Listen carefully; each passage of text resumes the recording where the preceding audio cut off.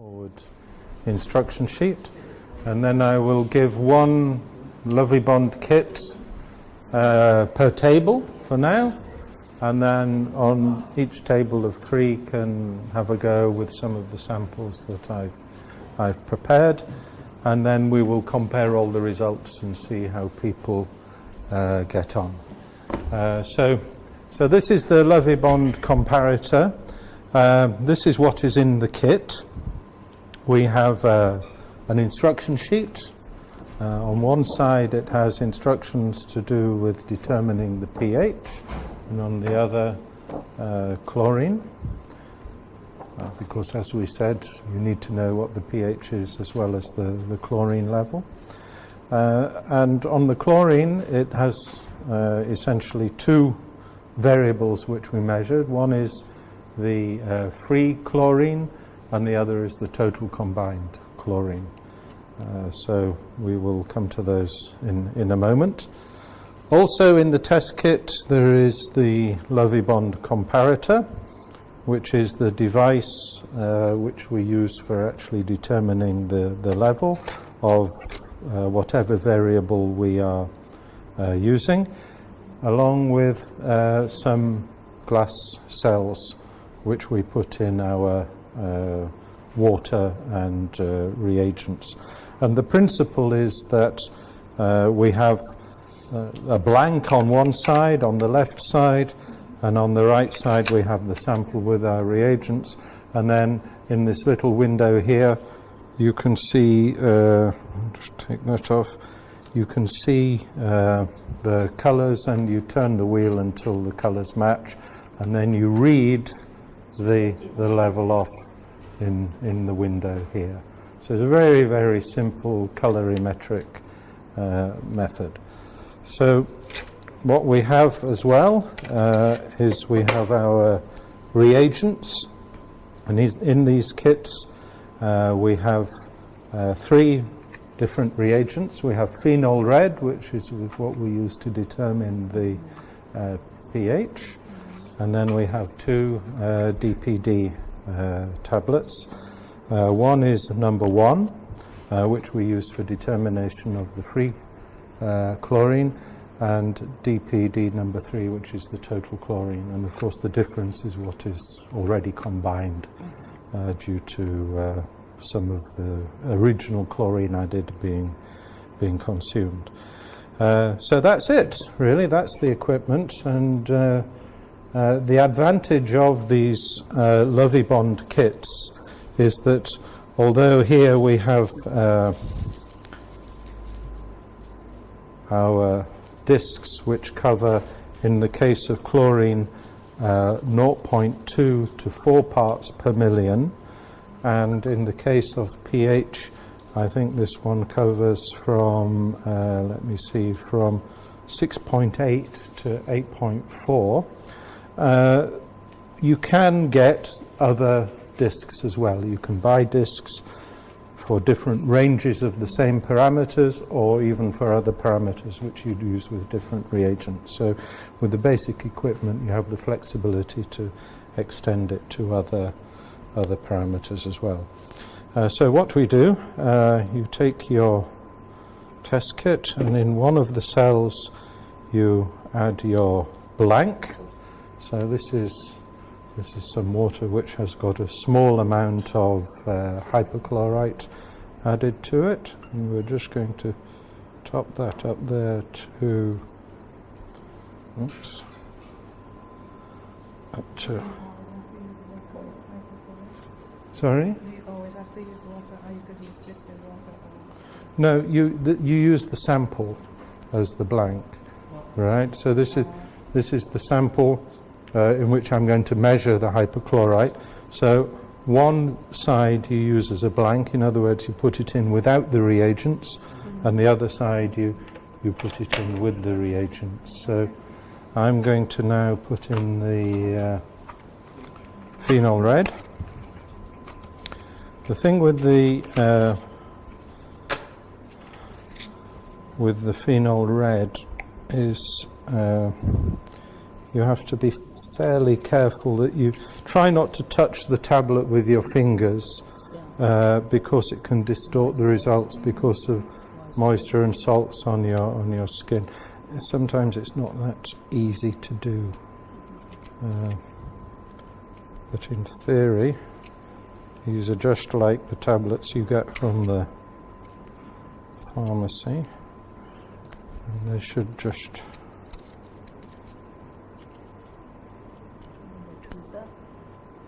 no, there we are. And then what we do is we add a drop of, usually you'd have a little measuring cylinder or something to be able to do this more elegantly, but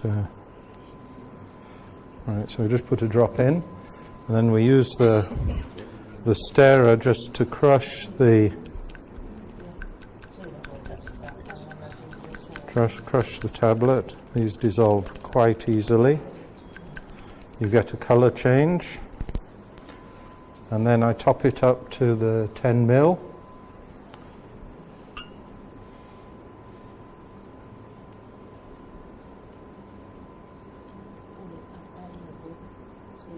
Yeah, okay, thank you. You can tell I'm not a lab analyst.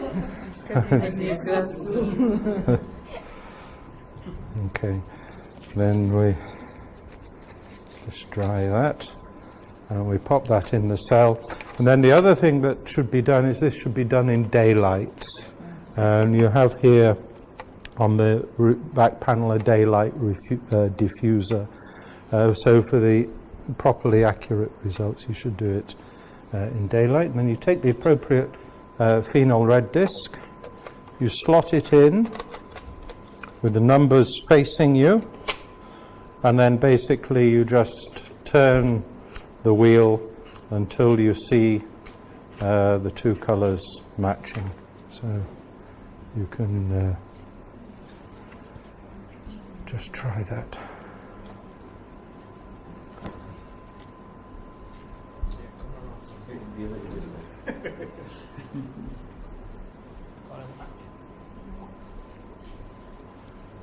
You master.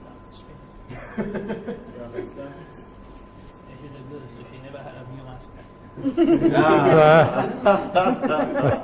Oh yeah, 3D. Yeah. She's young also, so she doesn't know what is a viewmaster. But many new kids don't know viewmaster. I saw viewmaster recently, so I have it on myself. I don't really like viewmaster. Yeah, they're getting popular again, aren't they? No, just History repeats itself. 7.4. yeah, it does. Yeah, I saw a viewmaster and I have to buy it.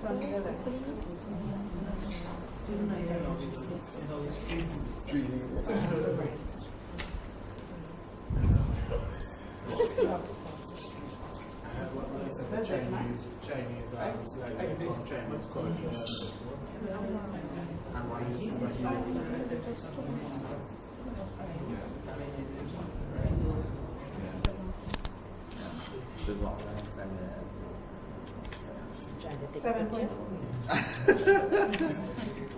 I saw it. That's it.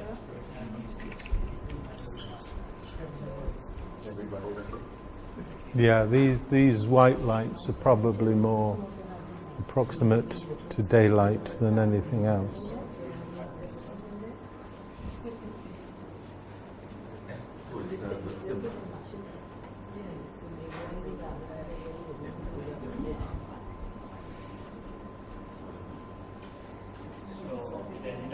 The results is on where you match as a result.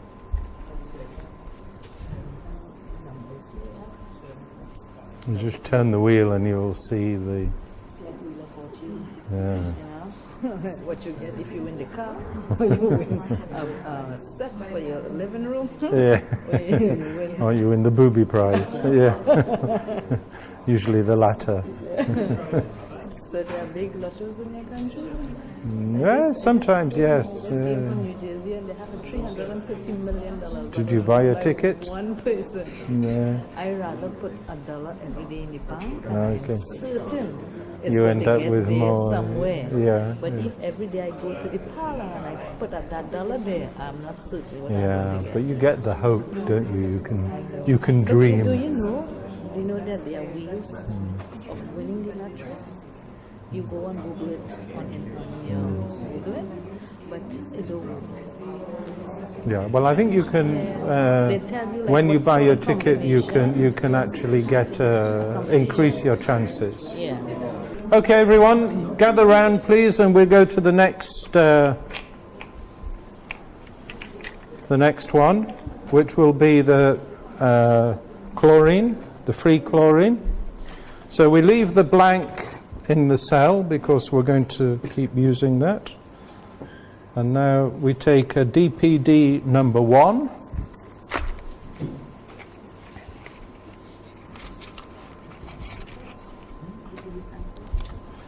And with this one, this is DPD. Oh, it's a very good question, isn't it?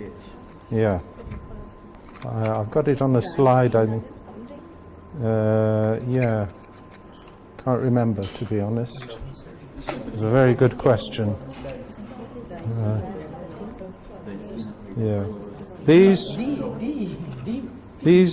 it doesn't matter. Yeah, it's diphenyldiamine something. Sorry, I'm not a chemist. So this one, it doesn't matter if you touch it. Yeah. So, and here you just put a drop in first, drop of water in first, just to get it going, because this is not such. You just used it. Sorry. You just used the spatula. Yeah, I did. Okay, fine. Yes, it does. I did wipe it. Oh, you did? Yeah. So we I wiped it on the towel. I did. We took your word for it. Yeah. Remember, these are all We know you're always telling the truth. Yeah, I'm beginning to regret this now. I can tell you. Should have given you the practical to do. Yeah.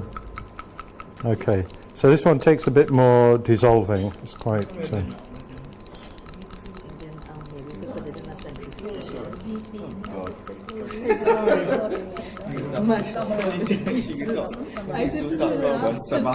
Okay.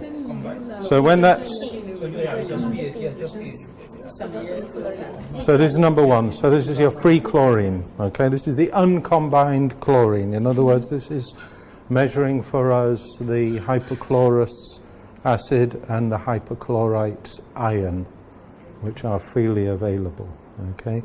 Because when we put the DPD3 tablet in, I think that's a potassium iodide, and it releases all of the combined chlorine out of the solution, and then will so you get the total chlorine, including the chloramines, and then the difference is what has been combined. Okay, so up to eye level, parallax. Okay, thank you. I feel as if I'm the student here, actually. That's all right. Okay.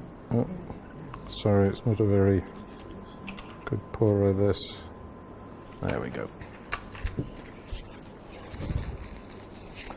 And then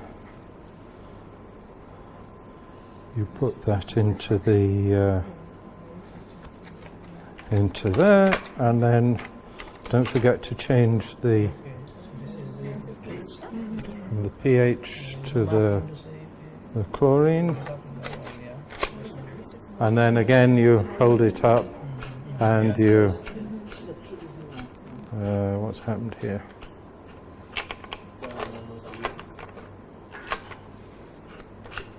Yeah. Okay, well that's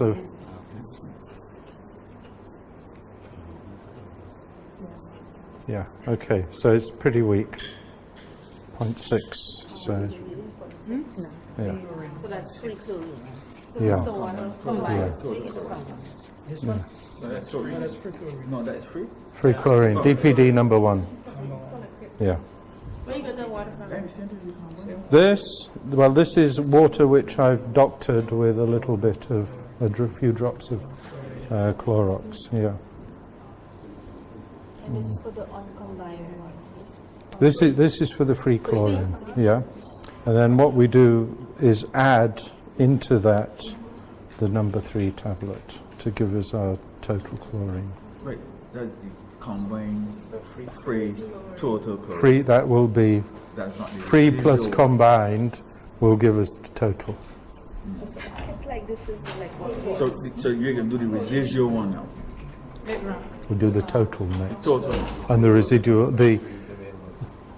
what we have now is residual. The number one is residual. It's a free residual chlorine. Yeah, what's free for Remaining. using to kill any new bacteria that come in? That's the active one. The active, yeah. Then, when we add the number 3, we get the total. So and then the difference is what has already been combined. Okay? So, what is the verdict? What is the level on this one? 0.4? 0.6? Okay. All right. So that's our free chlorine.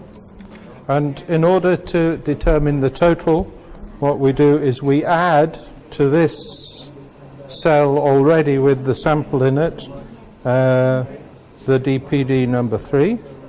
Okay. So that is, well, it should make a difference because this will release any of the combined chlorine, which is in solution from chloramines and things like that. So, and then we measure it again, and that gives us the total chlorine. Now, if we see a big difference, if we see a big leap, then we know that there has been quite a lot of contamination in the water because the difference is the combined chlorine. So you add number 2 To the same cell, yeah. Actually, we don't see a big colour change, and that then gives us the total, and the difference is the combined. So you can see that if you have a water sample which has been contaminated, then of course you're going to have a higher content of combined and also a higher level of total. Because the chlorine is essentially consumed by, the free chlorine is consumed by the organic material. So then you just put this back and measure again. And I don't think it's made that much difference, but we will see. Because if it's left by Yeah, sunlight, it degenerates. maybe it's 0.6. So yeah. So tell me if you agree. So from 0.4 to 0.6. So what we can say is the free chlorine was 0.4, total chlorine was 0.6, combined was 0.2. Okay. Which is the magic figure? Which is the Well, from our point of view, we want to know if that sample was safe to drink. So 0.4 ppm means there is a residual free chlorine at the point of use, which means that as far as we are concerned, that water is safe because there was some free chlorine in there which had not been consumed, and therefore we can assume that that microbiologically it was safe. Yeah. So that's the way we do it. Okay, so this is. But in terms of using this, we just still need to back it up with laboratory. You would not rely 100% on this. This is your daily quick check to make sure that things are all right on a day-to-day basis. This is your own checks, if you like, for your SOPs on water safety. But of course you then have to do your periodic confirmatory checks, which is your sampling for testing, microbiological testing in a laboratory. This is for drinking water. For drinking water, for potable water. Yeah? Sorry? Yes, cryptosporidium, yeah. Processed water has standards. No, processed water for use in the establishment, for adding to the product or washing should be potable. So this is the standard we would use for all of the water used in the fish processing establishment. If you had water for other things such as steam generation or firefighting or flushing of toilets only, for example, you could use water of a lower quality. But in that case, there's a requirement that you have completely separate water systems. Pipes have to be painted different colors, everything has to be labeled, and so on.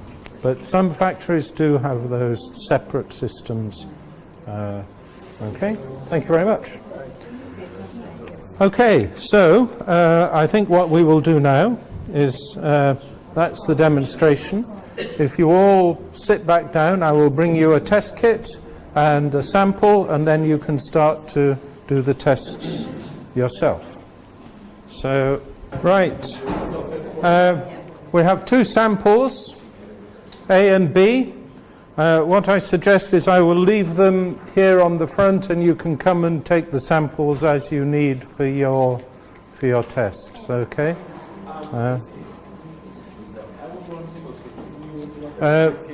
The levels of chlorine in these are not toxic, so you can use a glass or a cup.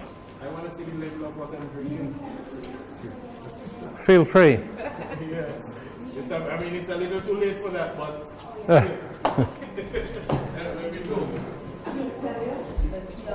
So from each group, I want to take from you 3 pieces of data. I want the pH, 4 pieces of data actually, the pH, and for sample A, for sample A, the pH, the free chlorine and the total chlorine, and for sample B the same, pH, free and total. I've got a sample C which you can analyze afterwards. There's something I particularly want to show you with sample C, but we'll come to that later on. Okay.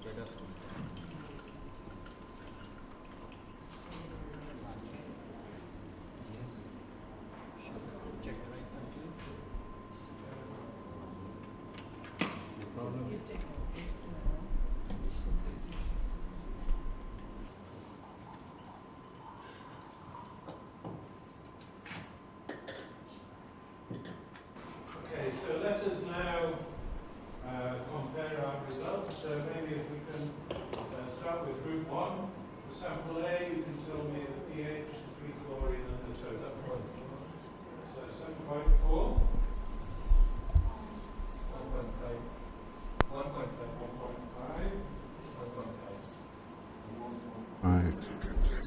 Okay, and sample B? 7.6. 3.0. 3.0. Okay. Very good. Group 2 behind?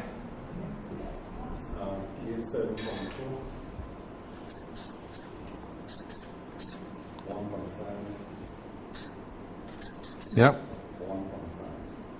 1.5.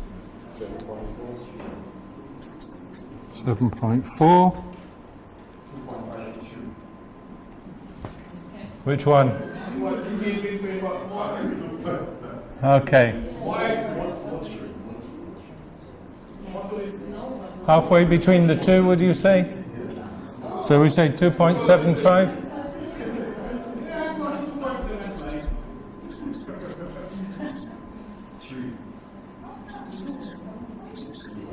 Okay. And the group at the back there? Sample A, 7.4. Same as same as everybody else. 1.5. Yeah. 1.5. And then sample B, 7.6. 7.6. 3.0. 3.0. 4.0. Okay. So take this group at the front, please. 7.4 for your pH on sample A.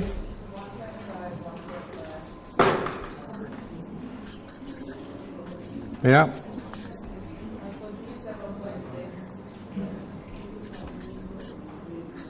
Yeah.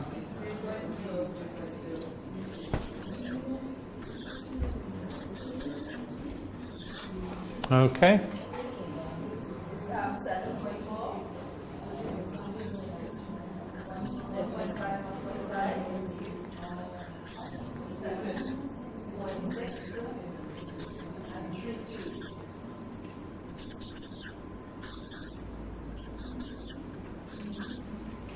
And group number 6.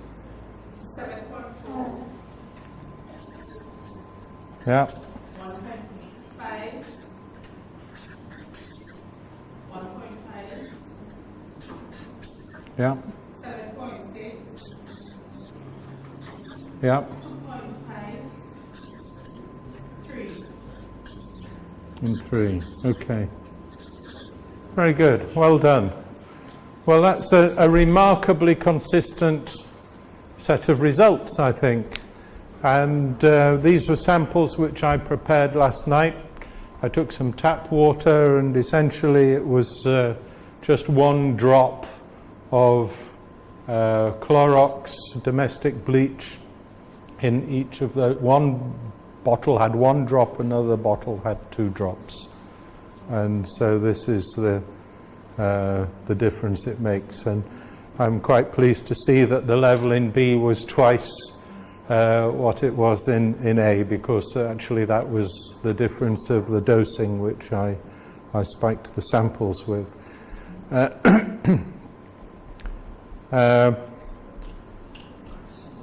We can see also that where I added more hypochlorites, we have a slightly more alkaline sample.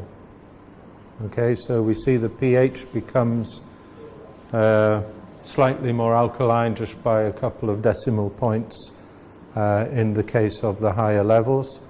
And this was based on tap water, which I took from the hotel. When you analyzed the tap water per se, it was below 0.2, so it was actually quite a low level. I couldn't detect anything, any chlorine in the tap water of the hotel. Now, I don't know if that's because there wasn't any or because it's treated by UV. I'm not sure. I haven't asked. But nevertheless, what is also interesting is the free and total are the same, which suggests that the supply is very clean anyhow, because had there been any bacteria, live bacteria, to be neutralized by the chlorine I added last night, this would have been at a lower level than this. So our combined chlorine in all cases was 0.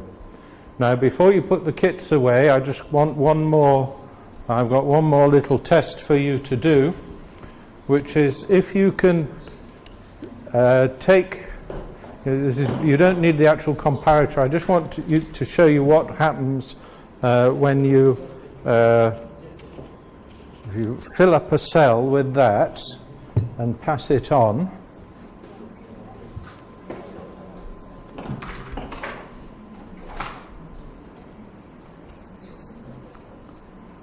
Okay, and just pass it on to the people behind.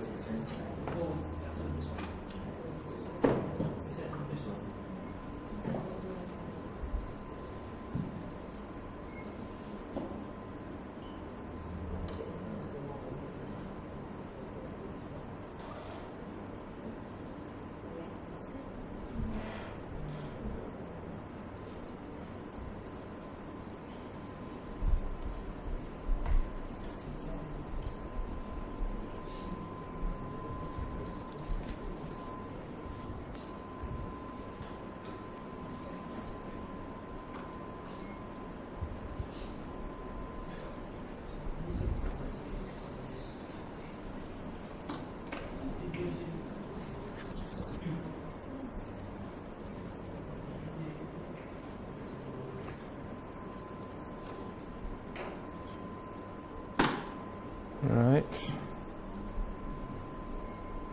And then take one of the DPD number 1 tablets and just drop it in.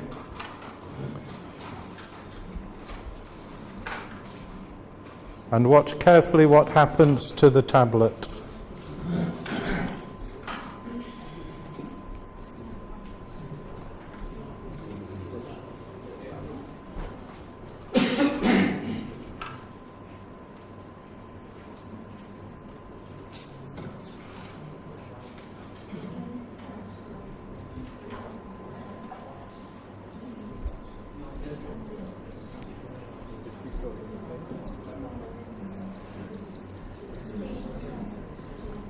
Okay.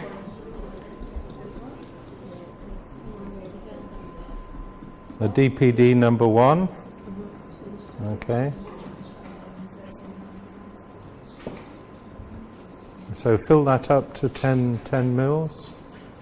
So you see the development of quite an intense color initially. All right. And then what happens?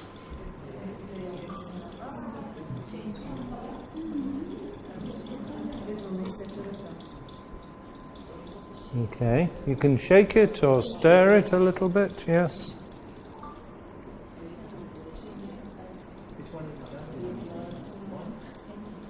Yeah, just number 1.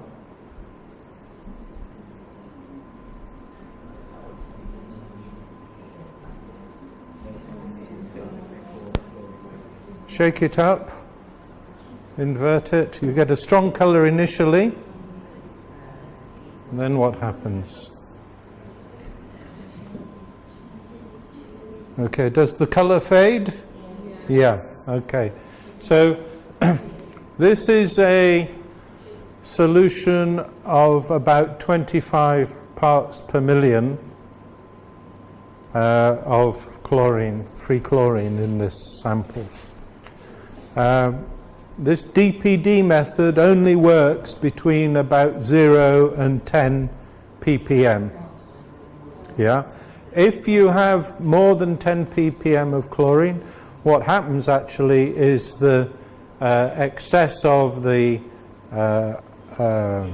hypochlorite ion oxidizes the color change from the DPD. So that's why you see when you put it in initially you get that intense color, but after a while it fades. So if you see that happening, what should you do? If you still want to determine the level of chlorine. Yeah, you make a dilution. Essentially, you dilute your sample by a factor of 5 or 10 or whatever until you get it within a range where you get a stable reading. Okay? So just be aware that if you see a rapid color change but then it tends to fade, it means you have an elevated level of chlorine and you have to perform a series of dilutions before you take a reading.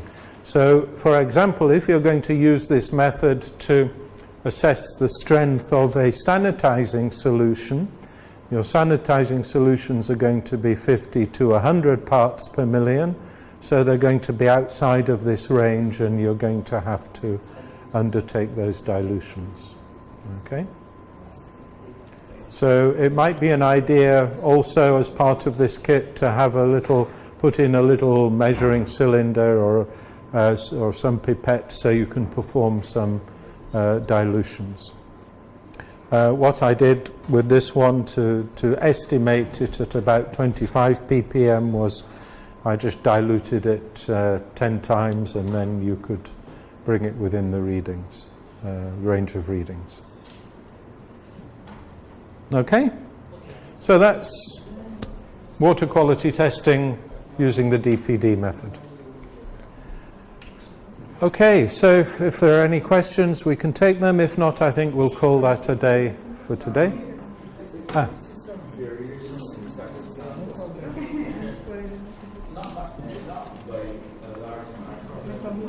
To be quite honest, I am surprised that they're so close together for such a rough and ready analytical method. We're talking here about a range of 0.5 parts per million in an analytical method in non-standardized conditions. The first time you've used it, we're not controlling for many variables, different light levels and so on. To be honest, I was quite surprised that it was so consistent. Yeah. So, in practice, what I would do, because I'm not used to doing what but something that I would start to do with selected facilities that we have direct control over. Yeah. And where we handle fisheries. So I would need to check first with the water company or other government agencies who test and then establish which is the legal limit that we have, if there is a legal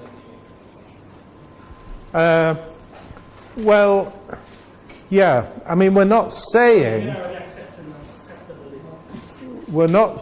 that there is a legal limit in terms of the amount they put in, and all they will tell you is what they're chlorinating to, and they will say there should be some free chlorine at the point of use.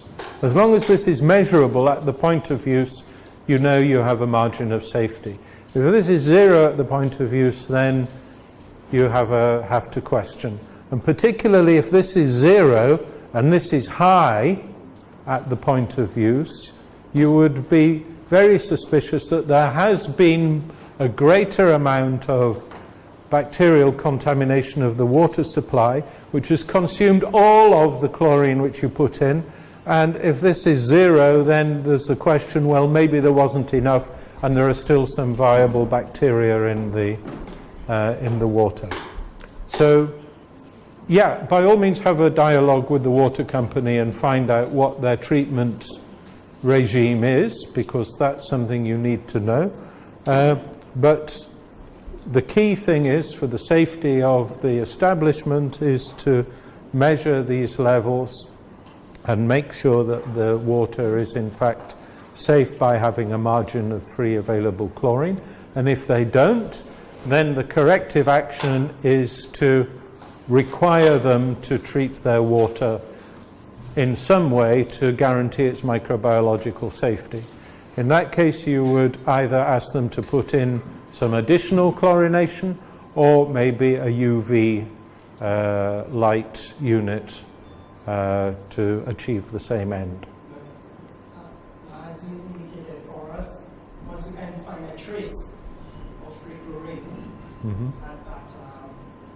point that we check is okay. It's okay. As long as you have as long as you have a measurable free chlorine at the point of use, you're safe.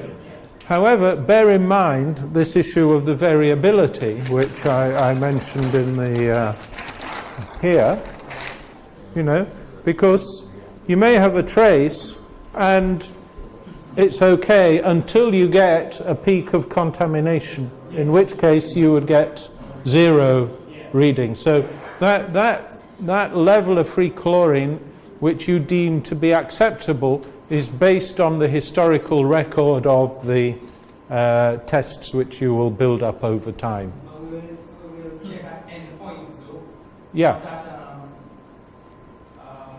place where it is administered in terms of close to Yes. far distances from where it is administered. Well, what you do essentially is you label all of the taps in the establishment. Every tap should be labeled with a number.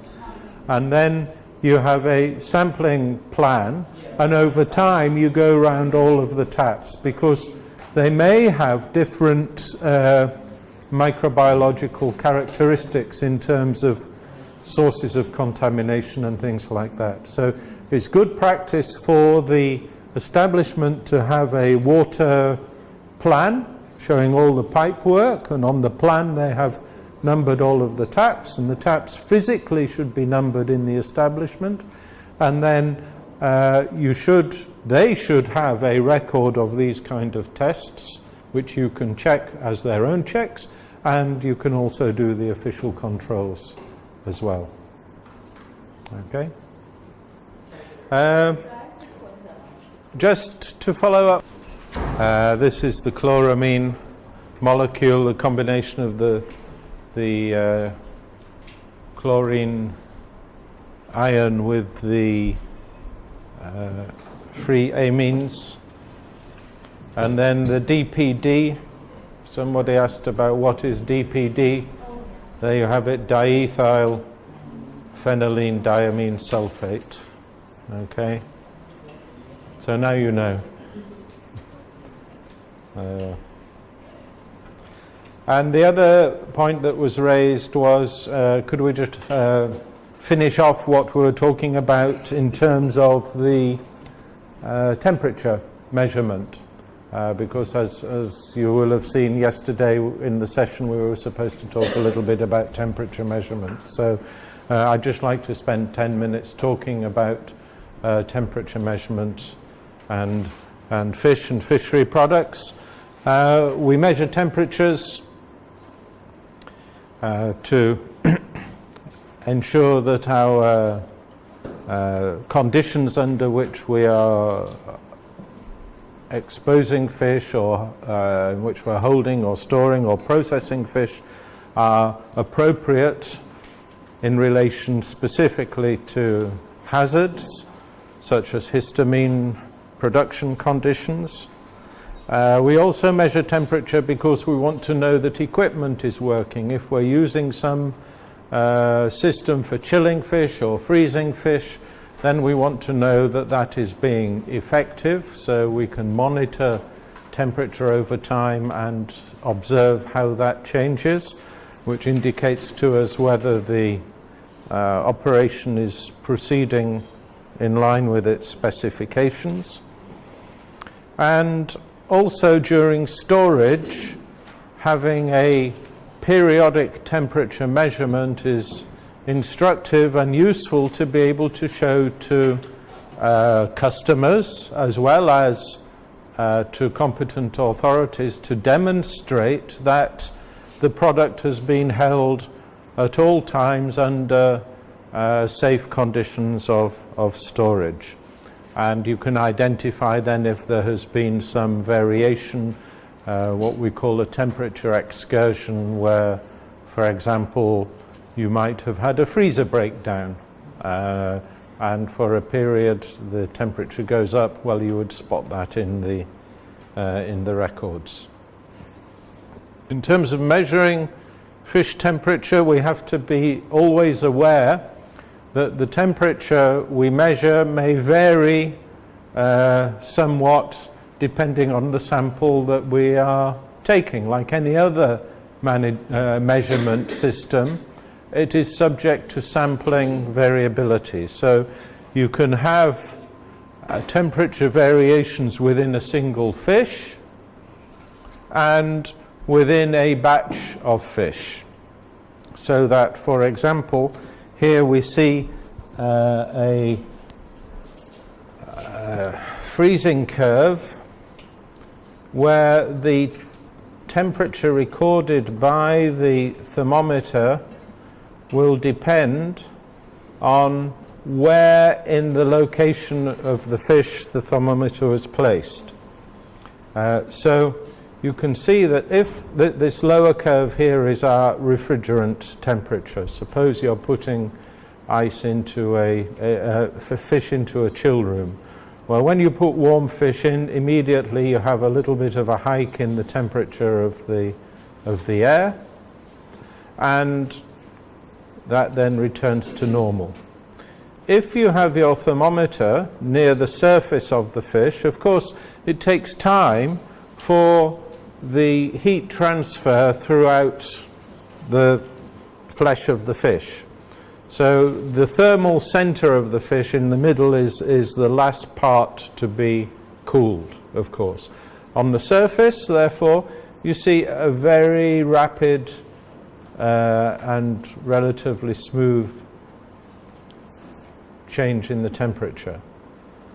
Conversely, as you move towards the center of the fish, you will have a much lower rate of temperature fall. And at the thermal center, this is in freezing of fish, you will always see this plateau, during which time you have the removal of the latent heat of freezing. So although heat is being drawn out of the fish, the temperature is not changing because that energy transfer is being used to convert liquid water into ice by drawing out the heat. So this is where you see this plateau.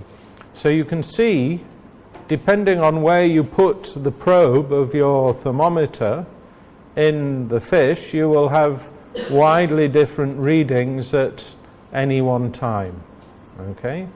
So this is something to consider within fish variation in temperature.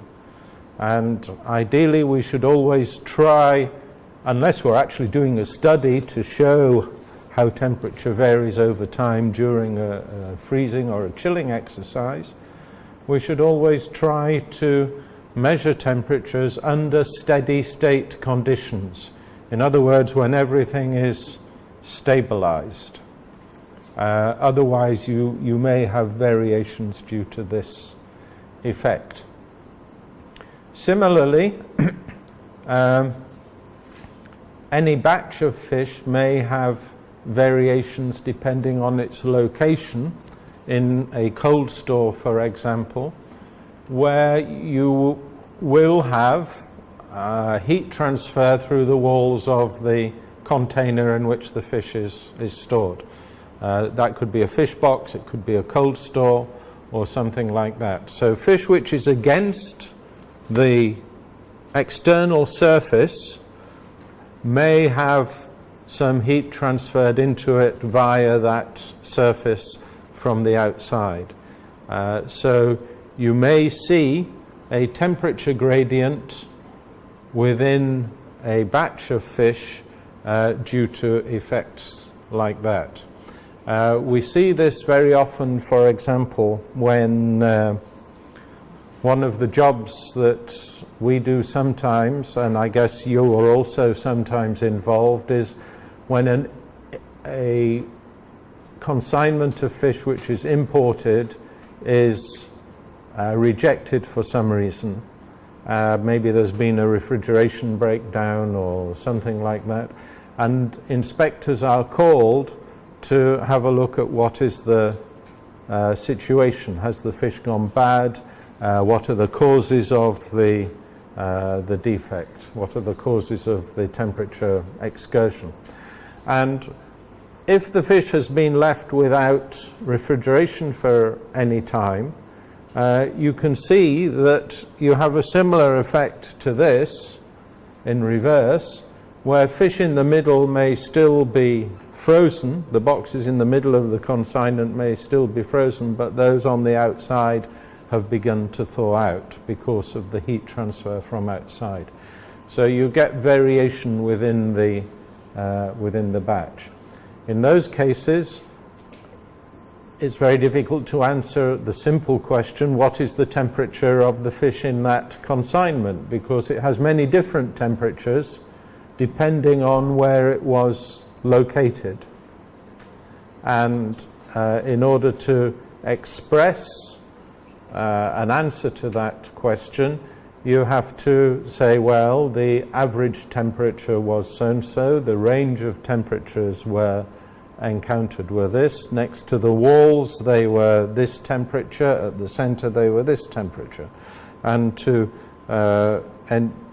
only by those means will you be able to fully describe the temperature within that consignment. Okay, so it becomes essentially a sampling exercise, but the data you record about the sample should reflect the position of the fish in the consignment. Temperature measurement methods, we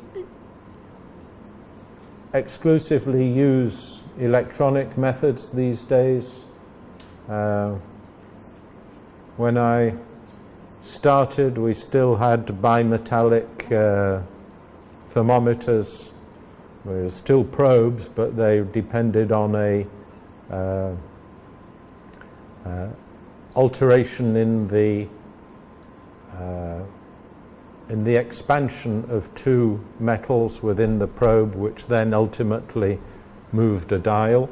Now it's much easier. We have electronic probes, and there are essentially two methods. You can have an infrared method, which takes a surface reading of the temperature based on its emission and absorption of infrared radiation.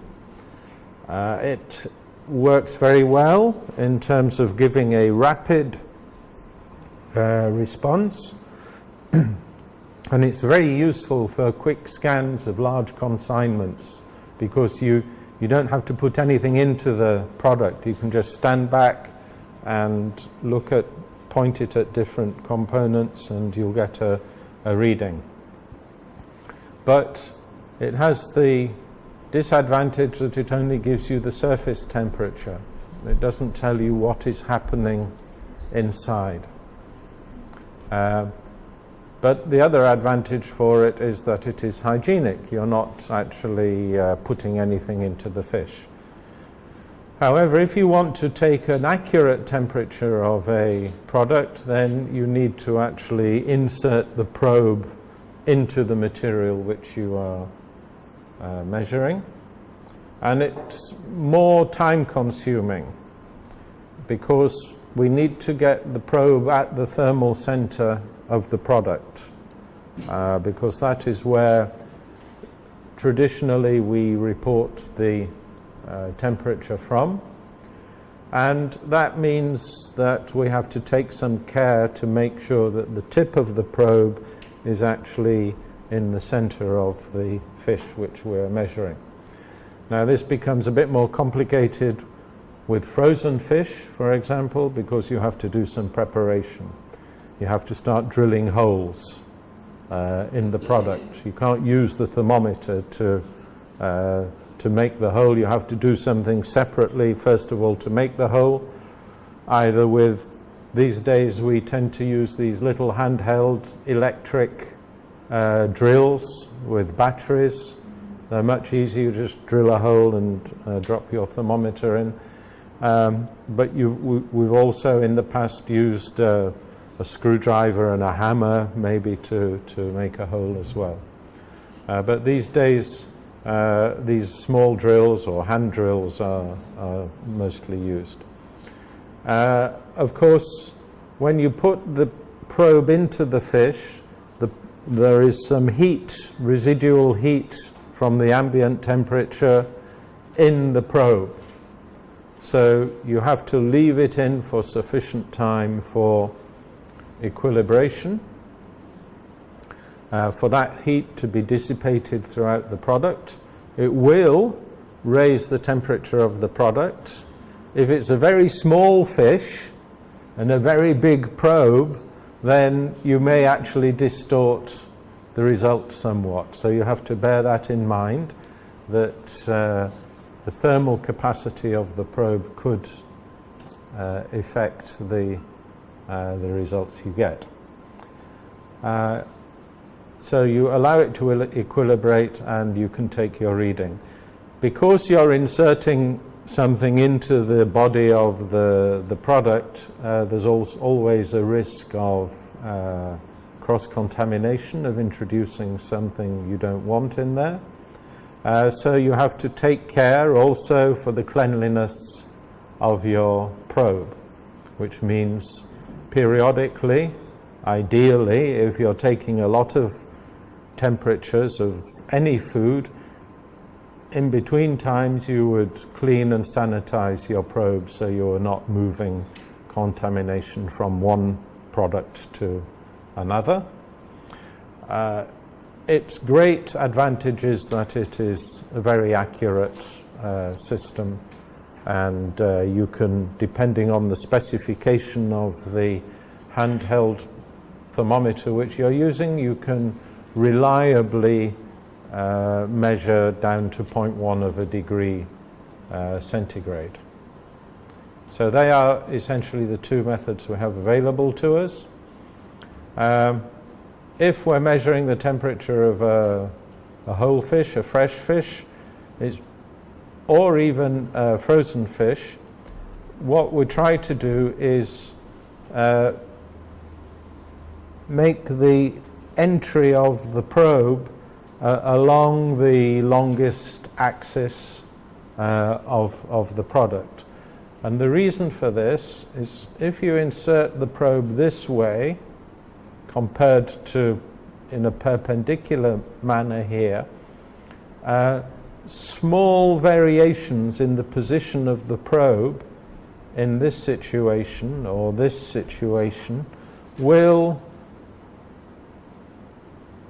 ensure that the distance will make a major difference to the distance from the thermal center.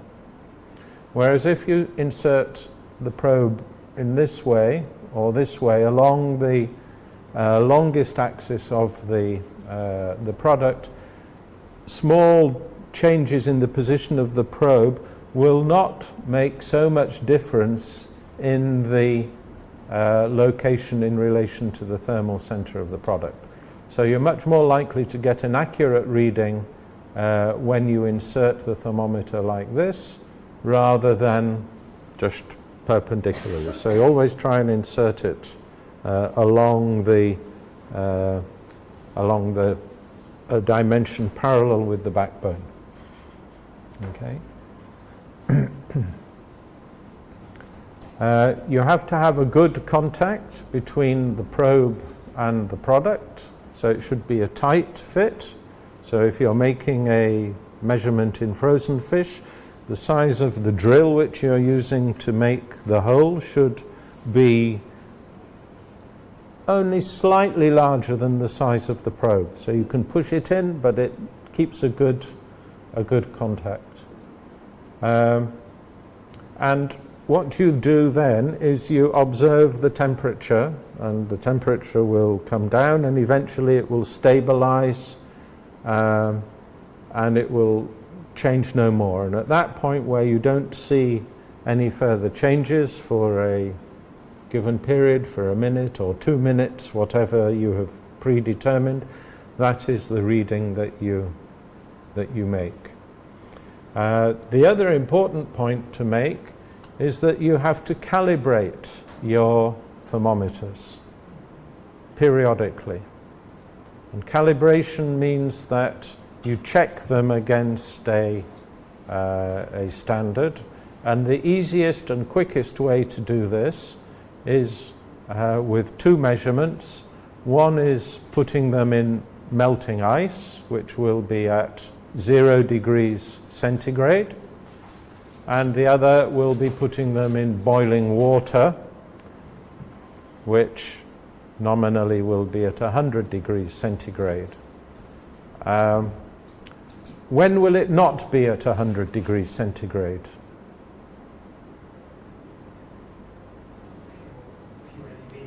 Yeah, exactly. So if you live in a mountainous country, you know, if you're from Bolivia and you have fish from Lake Titicaca, where there is a fishery actually, but that's at 3,500 meters, your water is going to be boiling at, I guess, something like 80 or 85 degrees centigrade.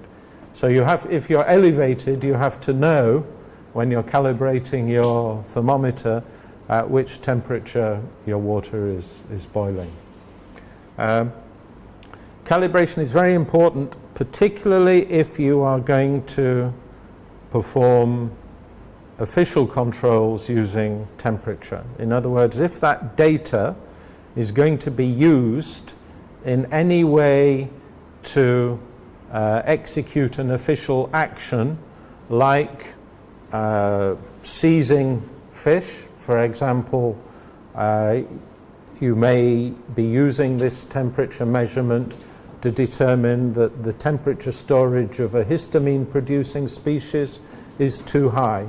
And if it is too high and there's evidence that it's been exposed to those high temperatures, you may want to take it off the market and destroy it because of the potential risk of histamine.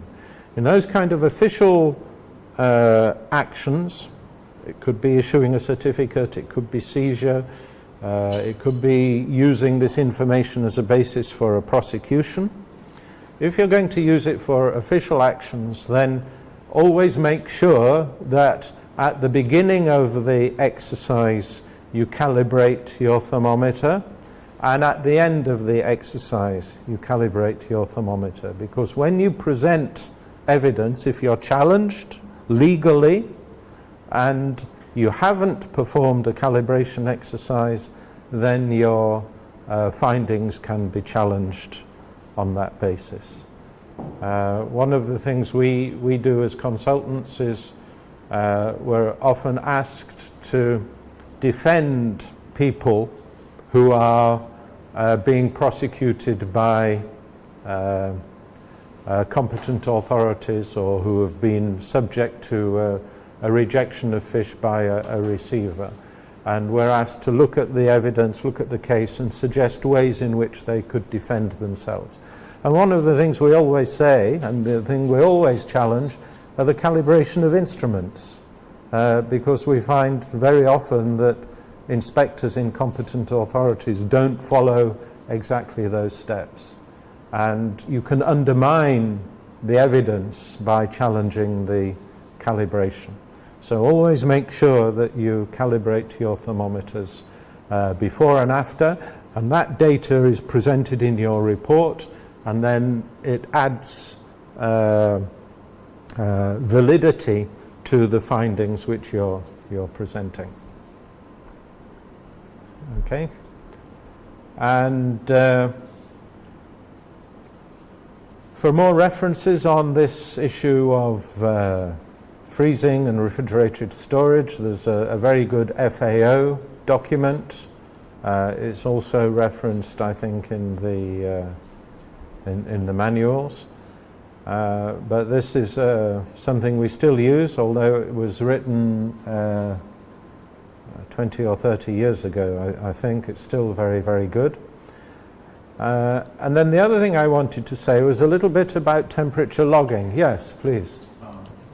In terms of calibrating, is it, because you know, this issue with respect to transparency and independence, because yes, you can calibrate your own thermometer and so on, but is it absolutely necessary to have an independent person doing calibration for it?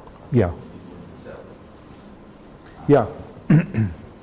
I should have said that yes, also periodically you can have a calibration against, say, a standards body or a metrology body. They will come in and calibrate the interim measurements as well, because that calibration, of course, is just within a range, a maximum and minimum, and the assumption is you have a linear relationship between them in your instrument, but sometimes that isn't the case.